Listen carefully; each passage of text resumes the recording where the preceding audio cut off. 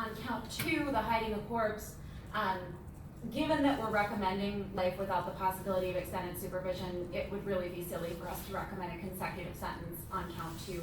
So we would just leave that up to the court's discretion. It's always a little bit challenging at sentencing after a jury trial because the court has had a front row seat for so much of this information that I have no intention of repeating it back to you. You met most of the players yourself, and you certainly know what happened, and we had extensive pretrial motions in this case. You have a full picture of the case, which is why neither of us asked for a PSI. It really would have been a waste of everyone's time and money. But as we all know as attorneys, at trial, so much of the story is left out just because of the rules of evidence. And it's because it's distracting to the jury, and it's because we stick to issues of guilt and innocence at trial. But at sentencing, it's so much more than that. And at sentencing, we have to think about so many bigger issues than just whether the defendant did it, because we're here because the defendant did it. And this case reminds me of one I had a long time ago where a number of persons wrote letters on the defendant's behalf saying what a great guy he was. And the judge in that case said to those people who were in court, your letters about what a great guy the defendant is presume that he didn't do it. But he did do it, so he's not a good guy. And it just keeps coming back into my mind on this case about persons who come in and want to talk about the defendant's work history, which is great. The fact he has a minimal prior record, he only has drunk driving convictions, sure. But the defendant is being sentenced for obliterating the mother of his children off the face of this earth. The defendant is being sentenced for the most serious crime we have in the state of Wisconsin. And we're not here today to debate what was proven and what wasn't proven. 12 people decided what was proven. And we're here today for you to sentence someone for taking the life of another human being intentionally. And the gravity of the offense cannot be understated. This isn't a case about self-defense. It's not a case about making a mistake. It's not a case about being reckless. It's a case about intentionally taking away the mother of 3. It's a case about intentionally keeping a grandchild from ever knowing his grandmother.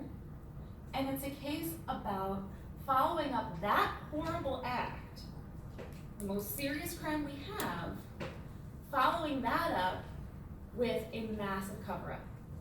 Spending every day of his life lying. Spending every day of his life brainwashing Krista's family, his children, everyone around him to believing this version. And the gravity of the offense in this case can't be analyzed completely without going into the character of the defendant. In this case, those are so closely tied because were the defendant's character not so bad, he wouldn't have even been able to engage in the deception that he engaged in after he killed Krista. And before. And this is one of those things that we were talking about in my office and I was thinking about a lot with evidence that was presented at trial that was relevant to guilt. So for example, you heard a lot of testimony about Christmas of 2016. So when Krista and the defendant and their children were going out to the car from the Kellerman's house, and the defendant comes back in and announces that Krista wants a divorce.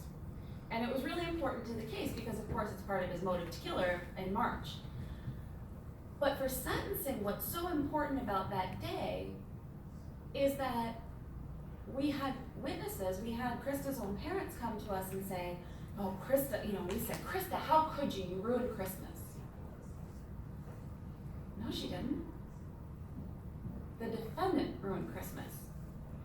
And that whole story and that whole narrative is just so important to understanding how bad the defendant really is. And all of that gaslighting and brainwashing of these people around, all of the people who said, oh, well, the children saying in their interviews, well, we were thinking mom was bipolar. And they're asked, what is that? Well, I don't know. Well, where could they have possibly heard that besides their father, the defendant? There's no evidence of that. There's no evidence. Krista didn't come in and say she wanted a divorce on Christmas. The defendant did that to control the narrative. This bipolar idea, the defendant did that to control the narrative. Taking the children's mother away from them, not only from her own children, but for all those kids at McDill Elementary. It's another thing to think about that the principal was telling us during witness prep that there's a group of girls who are now in middle school who were Krista's girls on the playground, and they played with her every single day. And when they would see things in the news about this case, they were getting counseling at their middle school because they were so bonded to Krista. Taking her away from all those people, and then doing absolutely everything in his power to prevent Krista from ever being found. Waiting a week, going to the dump, going to, throwing out her phone, smashing her phone, but waiting a week, and then one of the reasons why we played the defendant's entire interview on March 20th of 2017 is so the jury could see his demeanor when he finally was forced to report her missing, because it was never his idea. And just the lies, the lie on top of lie, even the lies about the gas station, things that don't even matter. But coming in there a week later and saying, oh, well, we think she's bipolar. I tried to ask, and telling the story about the counselor. Oh, well, I tried to have her evaluated, but he said he doesn't do that. Well, Dr. Kadatz came right here and said, no, none of that is true. Picking apart all those lies and the lack of remorse. Now, lack of remorse it's a tricky concept when somebody has a trial, because obviously we're not holding it against anybody when they have a trial. We have a constitutional right to have a trial, and the state has to prove it beyond reasonable doubt, absolutely. But the lack of remorse doesn't tie into the trial. The lack of remorse ties into the lying. The lack of remorse ties into gathering as many people as he can into his side. It ties into constantly telling lies about Krista. Oh, well, even this whole idea of letting law enforcement know on the front end, oh, well, she does this all the time, she runs away. Well, he's the only one who says that. And throughout the course of the evidence, and also, pretrial motions and victim impact statements, when you pick it apart, all of these things that people say they know, well, I know she does this all the time, I know she runs away, oh, I know she does this. When you actually go back to who and where that comes from, it all comes from the defendant. Talking to Corey Kotelsky as we were prepping for trial, he would still say to us at that time, he would say, well, Krista told me she was getting a divorce, but, I found out that wasn't true.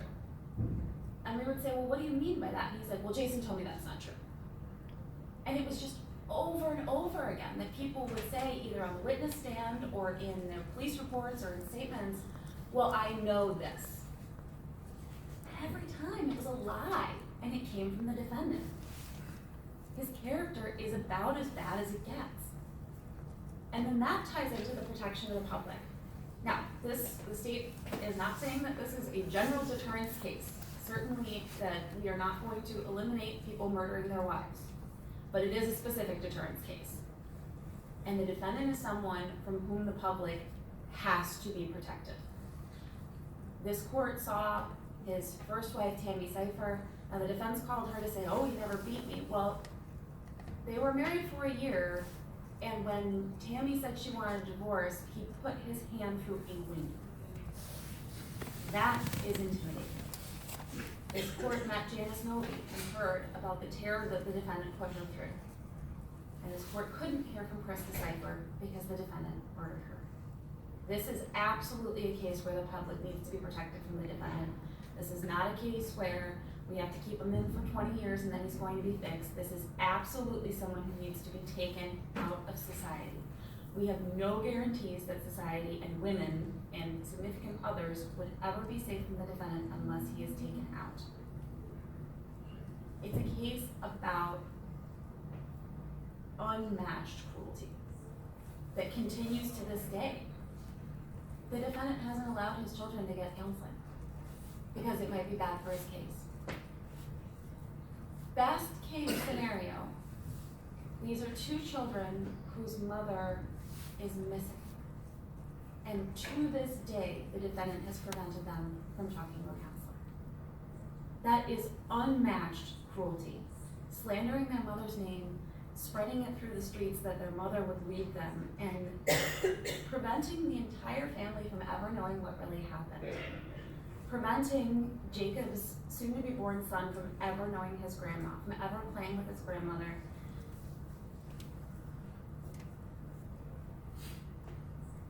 And preventing this whole family from even having a grave to visit.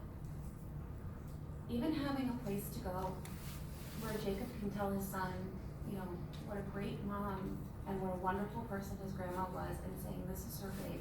That doesn't exist because of the defendant. If this isn't the case for life without extended supervision, quite frankly, I don't know what is. Thank you. Thank you. Appreciate it. Needless to say, I don't agree with that blanket, but Jason's 46 years old, minimal criminal record, 2 OWIs. He basically quit drinking after the third one. He had 3 OWIs, 2 were criminal. Quit drinking after the third one. He has no other criminal record. You know, Jason's a hard worker. We know his children love him. He loves his children. He did everything for them. They're bringing up stuff within the trial. I have to point out a few things too. This idea that he never let his children get counseling, that's not true. Judge Shannon had the juvenile case. We made up all appearances in juvenile. The social workers were involved. It wasn't until shortly before the trial that somebody suggested counseling for the social workers, and we agreed. We agreed, and in fact, we came out with counseling.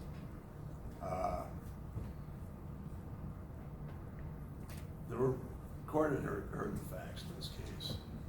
I would point out that there would never been a phone unless Jason told them about it. There would never been any knowledge of Janet's number. Nobody, unless Jason told them about it. That's hardly somebody who is guilty. Been involved in this case since probably April of 2017. And in fact, I didn't think anybody was going to charge this case based on the evidence that we had until I got the phone call on August 24th, 2018 that they made the big time arrest down over the state line. Up until that time, anytime they wanted to talk to him, we made arrangements to show up. Since that time, 460 days, Jason's been in custody, and basically I've been living this case. Spent a lot of time with Jason. Been doing this for a long, long time, and I understand the court has to take the jury if they found him guilty. I happen to not believe he was guilty, and I will say that very often when I go in front of the courts as far as the sentencing. I don't know if the case is going to be overturned in appeal, but I believe Jason's going to be released when either Krista shows up or her body is found someplace in Vegas or Florida, someplace where Jason couldn't take it.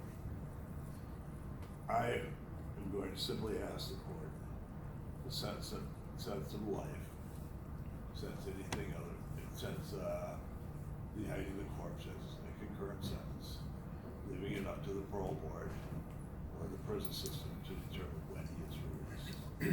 I believe that is a fair way of handling this.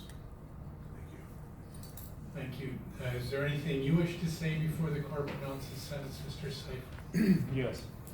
I would like to say I do not agree with the results of the trial or the process of it. I continue to maintain my innocence. I did not commit a homicide. I did not hide a corpse. I am 100% innocent of these charges. I will be moving forward with my legal issues. I love my family. Court did hear the 8 days of trial. The court heard the pretrial motions.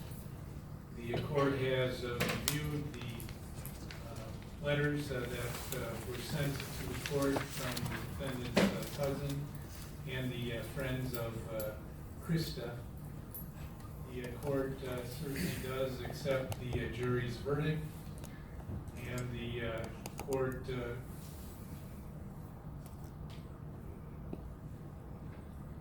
found the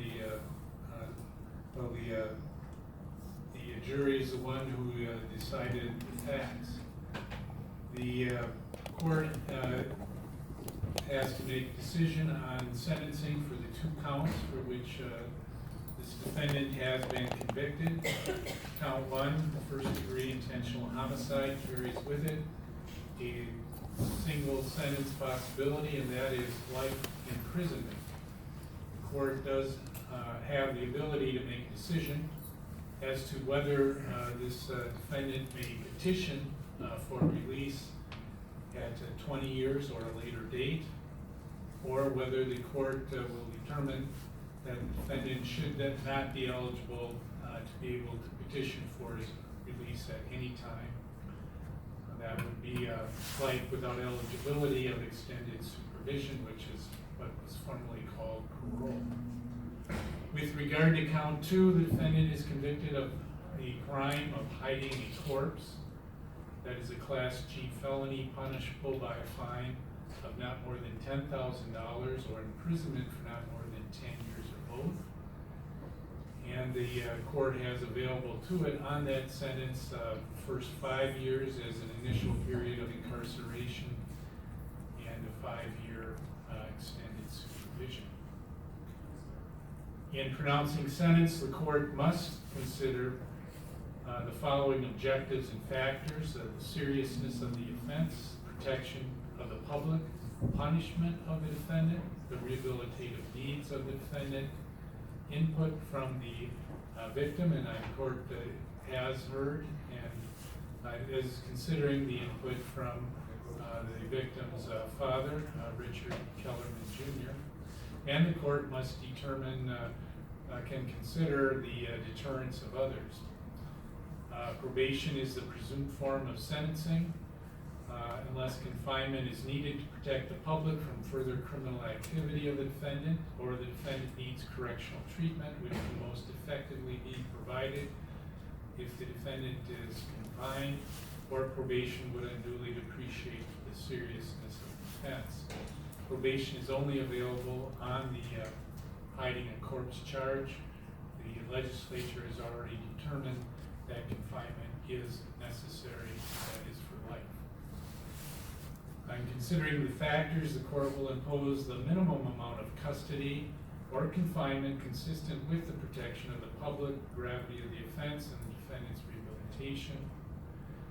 The court has a number of factors also to consider in assessing this case, and that does include the past criminal record of this defendant, which to the defendant's credit is minimal. It's not that he hasn't been convicted of crimes, he's been convicted of operating while intoxicated, but he has no other criminal convictions, which is unusual in some respects for cases that are going to result in a prison sentence in this court. The court has to consider the history of undesirable behavior. The testimony at trial did indicate prior domestic violence in the defendant's prior and current relationship. The court has to consider the defendant's personality, character, and social traits. The defendant through trial appears to have been a leader, that he was a hard worker. He had the support of his employer, who testified to the defendant's work ethic, which was a strong work ethic. The defendant worked to support his family during the marriage, and did send money home on a budgeting type basis. The defendant was apparently a leader in the union and also had a management role in his work. It also appears that he is controlling and highly manipulative. The court does agree with many of the statements by the state with regard to the defendant's, the court would view the defendant's effort of controlling the narrative, controlling the views that Krista's family had of her, and controlling how his children would think of her. And that was very concerning. It showed a complete lack of empathy in the court's view to the children and the children's need to have the love of their mother, the children's need to know that their mother would be there for them, the children's need to not feel abandoned by their mother, and the children's need to know that their mother does care about them and would not leave them. And that is what he did when he killed Krista Sypher. The court is concerned that the defendant also used his version of events to interfere with the relationship that Krista had with her family, including her mother, her father, her sister. The narrative was one of a wild, out of control person who was partying all the time. And the facts, as the court viewed it as it came out in the trial, was that that was not the total picture of Krista Sypher. In fact, when the details came down of her wild partying nature, it really resulted in her appearing to go out one or two nights a week, Friday or Saturday night, with her friends, and that otherwise she was taking care of the children or working out, and it just did not meet the view of a wild party girl who was never home and abandoned her children and left them to fend for their own. The court would note that the eldest child was of an age that parents, not all parents, but many parents allow the children to be home on their own. And also the children were able to get a hold of her by phone, particularly the youngest one, when she chose. It is also the picture that the defendant drew was not consistent with what the court heard from the principal of the elementary school where Krista worked during the noon hour and supervising other children. She was able to control the playground in a nonviolent manner, and when she was absent because of her ankle injury and returned to work, I believe the testimony of the principal was the children were all ecstatic and treated her like a rock star. They were so pleased to have her back. That is not consistent with the picture of the wild, out of control person that had been painted by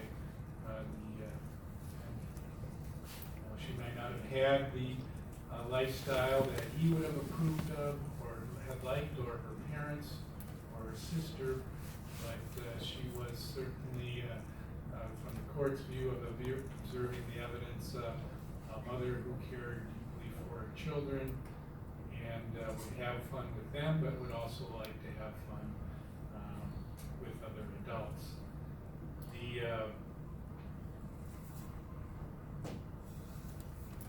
court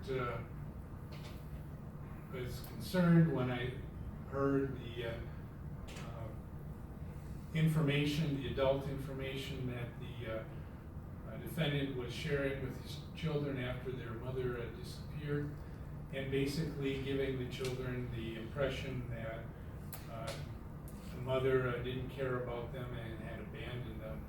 And that is a truly tragic aspect of this case, when the defendant himself was responsible for her disappearance and deprived the children of that comfort of knowing their mother loved them and would be there for them, and now will not be ever able to be there for them as they are growing up and maturing into young women. And as has been pointed out, her son will never be able to introduce her to her grandchild. The viciousness and aggravated nature of the crime the court must consider, and again, not only has he deprived Ms. Sypher of her life, but he has deprived her of her dignity, of the respect of her children and of her family. And that is something that cannot be compensated. The crime is the most severe under Wisconsin law and calls for the most severe penalty. Court also has to consider the degree of the defendant's culpability, which is full culpability here. The jury has decided that he killed Krista Sypher, and it was an intentional homicide. Aggravating that, if that wasn't enough, is the fact that he hit her body, so there is no closure for the family. And they don't know if she's in a garbage pit or in the woods somewhere, but that she is just not coming back. The defendant's demeanor at trial is something for the court to consider. The court would find that his demeanor was appropriate at trial. He has been respectful through the process. He has been cooperative in the sense that he has gone through with the process. He showed up when he was supposed to in court.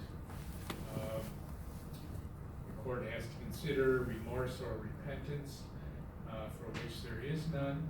He does assert his innocence and is hopeful for appeal. But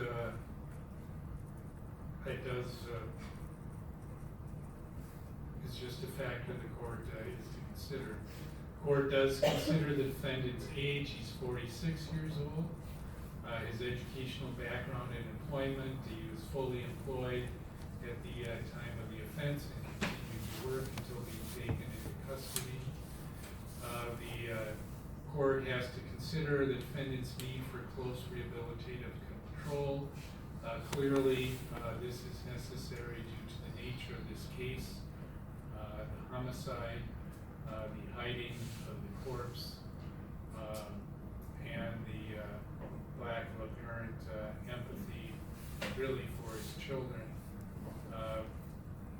That does not mean that he does not love his children, that the children do not love him.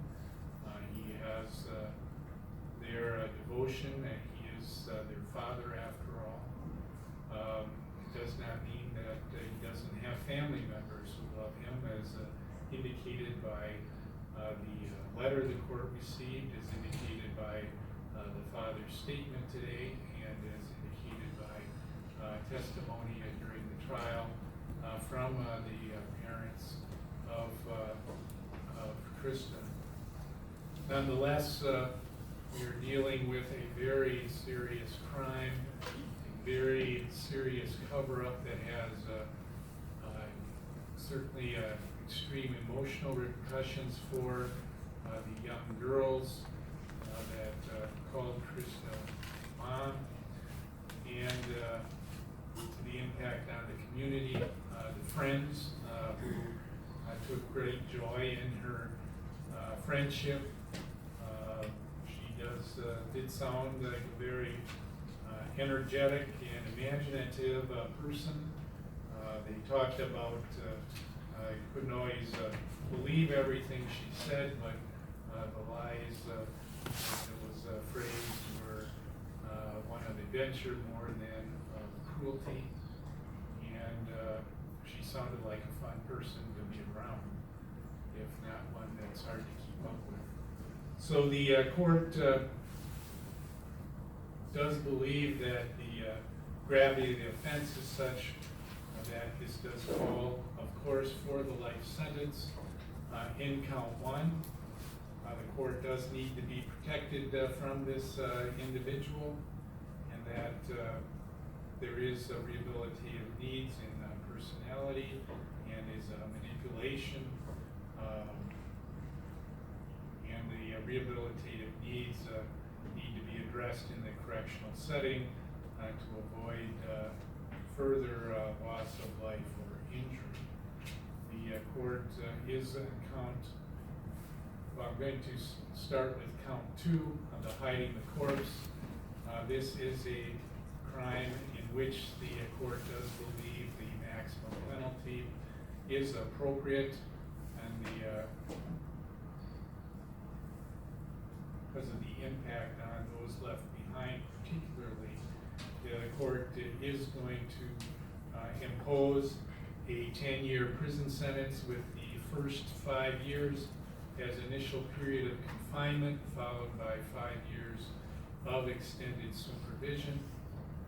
The court is going to grant him 460 days of credit. I understand, am I correct, it was picked up on the 24th, is that what you, or the 25th? 24th. 24th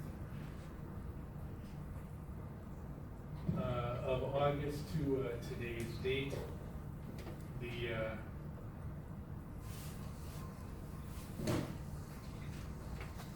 court in count one is going to sentence the defendant to a term of life imprisonment. The court will find him eligible for petitioning of extended supervision after 30 years.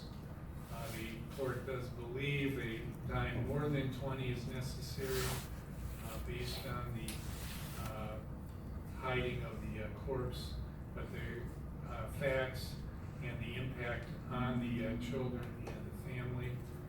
This will basically not make the defendant eligible to petition for release until he is 76 years